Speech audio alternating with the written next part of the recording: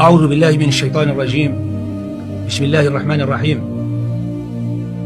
أيها المستمعون والمستمعات، نتحدث إليكم في هذا اليوم حول قضية وحدت مشاعر المسلمين في مشارق الأرض ومغاربها،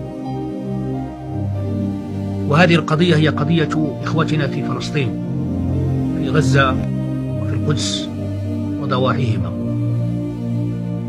إذ إن أمتنا في تلك الربوع تعيش وضعا غير مسبوق من الإبادة الجماعية والتعدي الصارخ والتواطؤ المطلق من كل الطغاة والمعتدين ضد إخوتنا في فلسطين.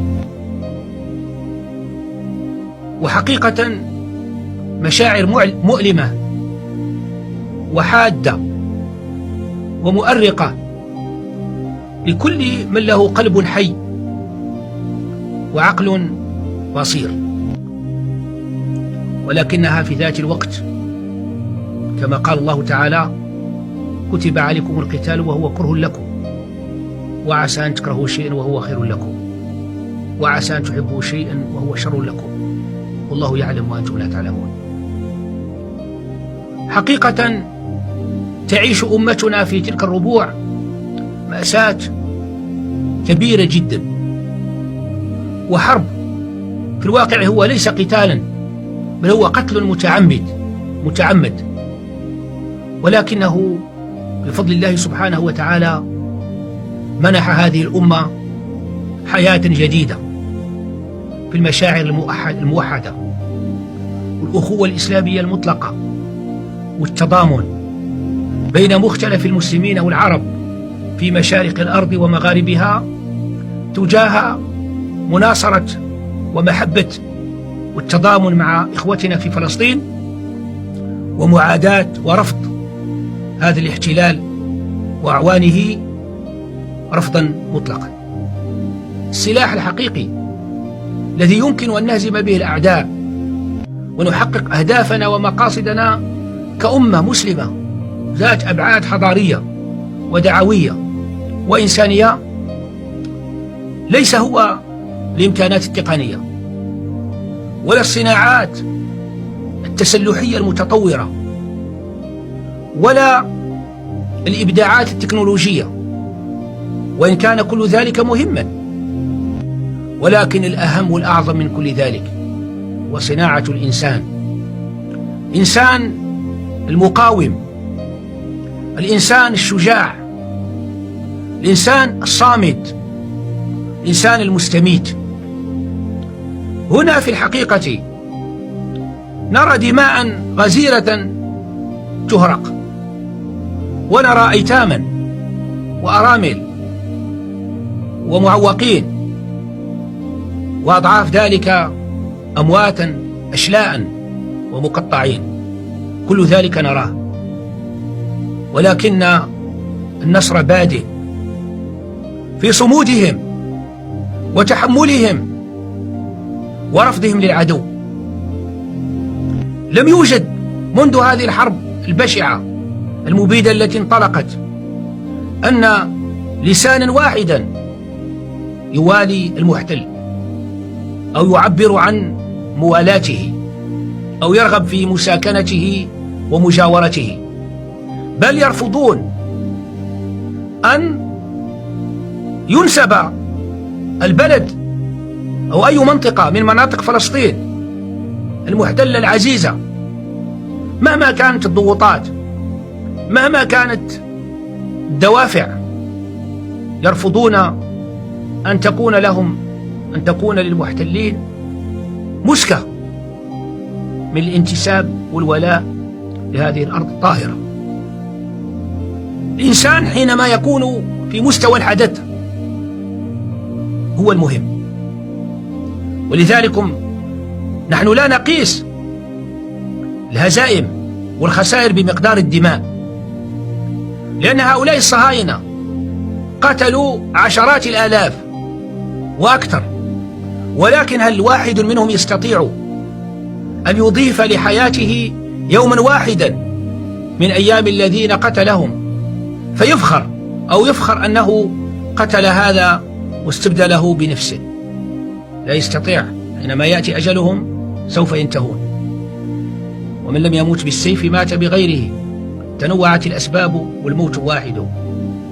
تبين لنا من خلال هذه الحرب المبيدة القاتلة بأننا لا نحقر أنفسنا كأمة ذات أبعاد عقائدية وذات أبعاد حضارية وذات أبعاد تاريخية، ليمتلكوا ما يمتلكون وليطوروا ما يطورون، ولكن سيظل الإنسان المسلم المقاوم هو الرقم الصعب الذي لا يمكن التغلب عليه أو تجاوزه أو هزيمته.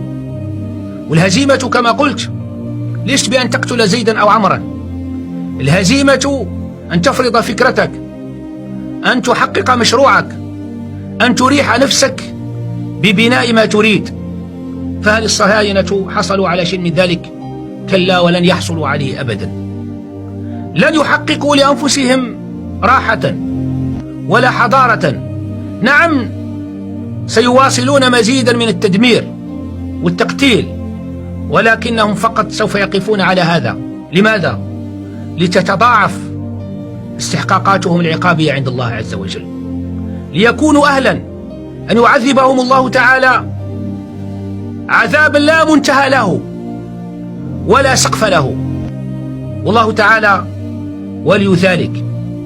والمنحة الثالثة وهي طالما كنا نسمع من هذا الغرب، من هذه القوة المتحكمة في الاقتصاد وفي الإعلام وفي مختلف دوائر الحياة المعاصرة، يتحدثون عن حقوق الإنسان واحترام القوانين وحماية الأقليات والدفاع عن حقوق المضطهدين، وكلما أرادوا أن يحدثوا بلبلة في جهة ما كلما رفعوا هذه الشعارات. الآن افتضحوا كلهم، وتبين أن هؤلاء ليسوا سوى قطاع طرق ومجرمين ساعدتهم الظروف أن تستروا تحت وسائل الإعلام ووسائل المال ووسائل الكسب والصناعات، ولكنهم في الحقيقة ليسوا سوى قطاع طرق. وإلا ما معنى أن تقوم قوة الشر، رأس الحربة في قوة الشر، لتقف موقف الرفض لأي مشروع في الأمم المتحدة يندد بعمل الصهاينة ويدعو إلى توقيف الحرب وإنصاف المظلومين؟ علانية نرفض هذا القرار ونرفض هذا القرار. وحينما نتتبع المراحل السابقة نجدهم سواسية سواء، إلا أنهم يوزعون الأدوار.